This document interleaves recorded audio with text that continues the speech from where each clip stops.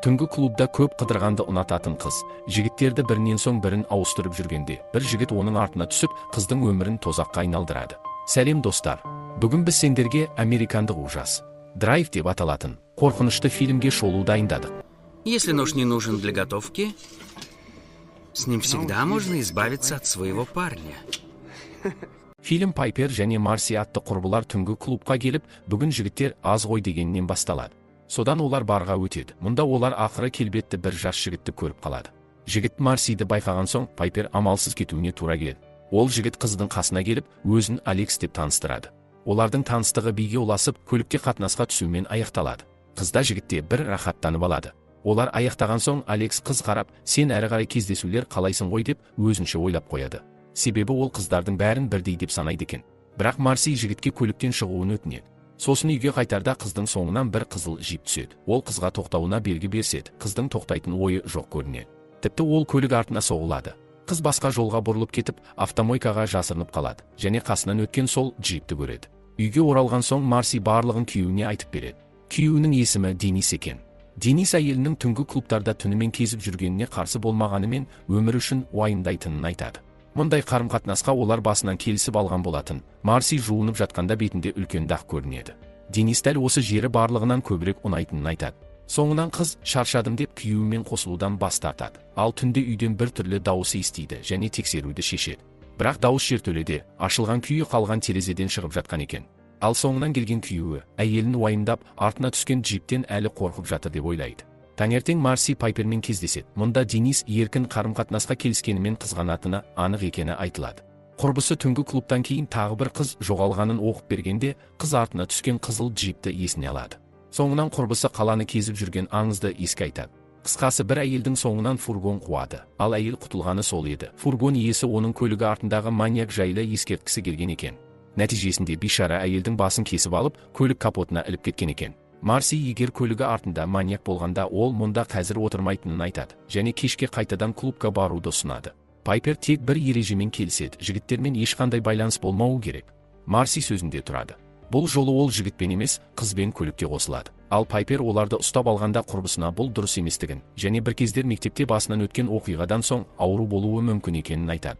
Қоса енді құрбысына көмектесуден бас тартады және олар ұрсып қалады. Пайпер кеткен соң қыз қайта клубқа кіреді. Мұнда күйеуін байқайды. Денис жары үшін уайымдап келгенін айтады. Жауап ретінде қыз олардың еркін қарым-қатынастары жайлы ескертіп, дем алуына кедергі жасап жатқанын айтады. Жігіт Марсиді жалғыз қалдырып кетіп қалады. Қыз клубтан шыққан сәтте таныс қызыл джипті көреді және көп өтпей қызымен жүрген джиптің иесінде кездестіреді. Марси тұрақта тығылып, сосын джиптің соңына түседі және бұрылмай тұрып нөмерін жаттап алады. Таңертең қыз тағы да жоғалған адамдар жайлы оқиды. Сосын кешегі джиптің нөмерін арнайы сайтқа жазып, кімдікі екенін анықтайды. Бұл Пол Виновский атты жігіт екен. Ал Денис ендігі әйелімен мұндай қарым-қатынаста бола алмайтынын айтады. Басында келіскенде олар 2,5 болуы керек еді. Ал қазір болса сол үйдің ипотеканы ғана бөліп отыр. Сондықтан біраз уақыт бөліп тұруды ұсынады. Ал іздестіру арқылы Марси соңынан ергеннің ыдыс-аяқ және жиһаз дүкенінде жұмыс істеп жатқанын біледі. Сосын қыз сол дүкенге барып, пышақтарға қызыққан секілді кейіп танытады және Пол ең керемет пышақ топтамасын ұсынып, өзі де осындайды қолданатынын айтады. Қоса мұндай пышақтарды тек қана асханада емес, тіпті жігітінен құтылу үшін қолдануға болатынын айтып қояды. Ақыры қыз кетеді, ал олар жабылған соң Полды үйіне дейін аңдып барады. Ал жігіт душқа кеткенде ішке кіруді шешеді. Бөлмелердің бірінде жабыстырылған кісі өлтірушінің құрбандарының суретін көреді. Сосын Полдың шығып жатқанын естіп, төсегінің астына тығылып қалады. Ер адам болса киініп клубқа бармақшы болып жатқанда, Марсида шығып кететін сәтті күтеді. Бірақ шыға берісте үй иесі қолында ағашпен күтіп алады. Мұнда не істеп жүрсің деген Полдың сұрағына, қыз жақын арада соңына түскенін есіне салып, неге мені аңдыдың деген сұрақ қояды. Жігіт есіне түсіреді. Клубтан соң қайтып жатып, бір қыздың көлігінің соңынан ер адамның бейнесін көргендей болыпты. Клубтан шыққандарды қыратын маньяк қалада кезіп жүрген аңызды жақсы білетін Пол, көліктің артындағы маньяк деп ойлап, қызды ескерту үшін фарасын жыпылықтата бергені сол үшін екен. Қоса жігіт 1-2 рет артқы бамперіне соққаны бұл кездейсоқ орын алған көрінеді. Ал қыз тығылып қалғанда Пол автомойканың айналасында біраз жүріп кетіп қалыпты. Ал келесі күні қыздың көлігі соңынан ергенде, бұл құрбанының көлігін тізгіндеген маньяк және ол куәгерден құтылу үшін келді деп ойлапты. Марси екінші күні сенің артыңа түскенмен болатынмын, себебі қызда оны клубтық кісі өлтіруші деп ойлаған екен. Ал артқы орындықтағы Полға көрінген ер адам негізі болмағанын сенімді айтады. Болмаса қазір мұнда тұрмас едім деп мақтанады. Сосын қыз өзінің батыл қорғаушысына басқаша қызмет көрсетіп, рахмет айтуды шешеді. Алайда қыз оған жақындасып, мойнына бірдеңе салып жібереді. Пол қызға атыла кетеді. Ол қызды буындырып жатқанда Денис пайда болып, әйелін құтқарып қалады. Сосын Марси үшін уайымдағандықтан соңына түскенін айтады. Ал укол жайлы әйеліне келесі жолы тез эффект беретін бір зат алуға кеңес береді. Олар үйге келгенде Марси тұтқынға бара жатып, күйеуіне лайықты еместігін айтады. Ал Денис жалдамалы пәтерге ауысатынын хабарлайды. Ал бүгін соңғы рет мәйттен құтылуға көмек береді екен.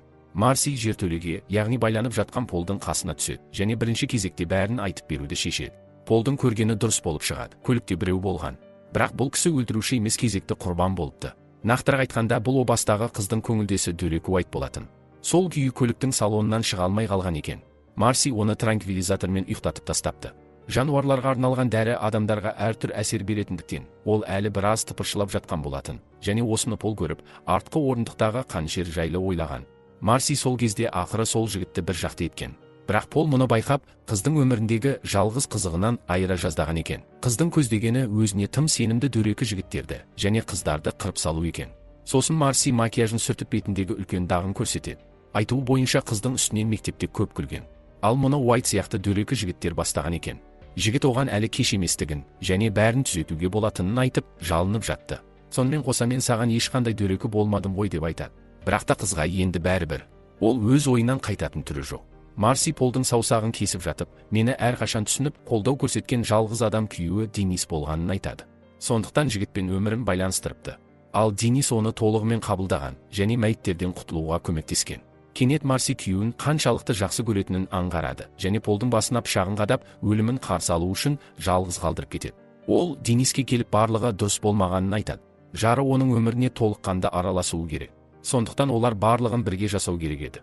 Жігітте әйелін сүйетінін айтып, олар қайта қосылады. Артынан Полдан құтылады да енітесіне олардың бірге кісі өлтірулеріне әйелі кандидатта тауып қойған болатын. Ол болса қыздың құрбысы болып шығады. Және сол жерде фильм өз соңына жетеді. Достар, фильм туралы не ойлайсыздар? Пікір қалдырып кетіңіз. Осымен біздің шоу өз соңына жетті. Келесі кездескенше аман сау болайық.